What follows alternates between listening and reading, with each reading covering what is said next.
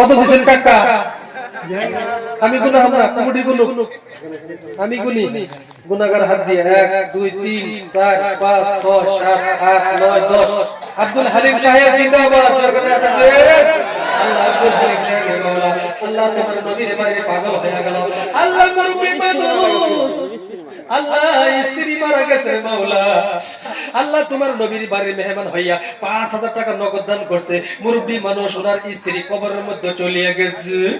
আল্লাহ কাউরে ওকালে মৃত্যু দিয়া ঈমানটা পরীক্ষা করিও না আল্লাহ তার স্বামী নাই ওই মানুষটার অন্তরের মধ্যে কত বেদনা তার ছেলের জন্য দোয়া করবেন আল্লাহ আরেকজন সন্তান 500 টাকা দিয়েছে তার সন্তানের জন্য দোয়া করার জন্য আল্লাহ 500 টাকা দিয়ে দান করেছেন মাওলা আল্লাহ তুমি কবুল করে নিও আল্লাহ দানটা তারাইও না ফিরাইও না আল্লাহ তুমি রহমা তুমি মেহেরবান গো নবীজি তুমি মেহেরবান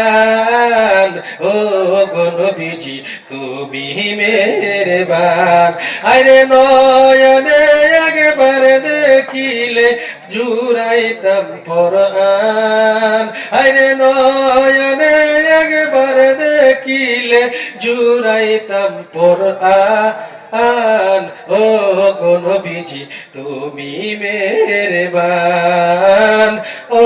গো নবীজি তুমি মেহেরবান ও আল্লাহ রাশিদ নবীর পাগল বলবেন হুজুর 2000 টাকাও জুলুম হয়ে গেল আসেন বাবা 10000 টাকাও দিয়েছেন 5000 টাকাও দিয়েছেন 2000 টাকা চাইছে বলবেন হুজুর জুলুম হয়ে গেছে আমি 10 জন যুবক দেখতে চাই হুজুর মাসে মাসে 200 করে টাকা দিমু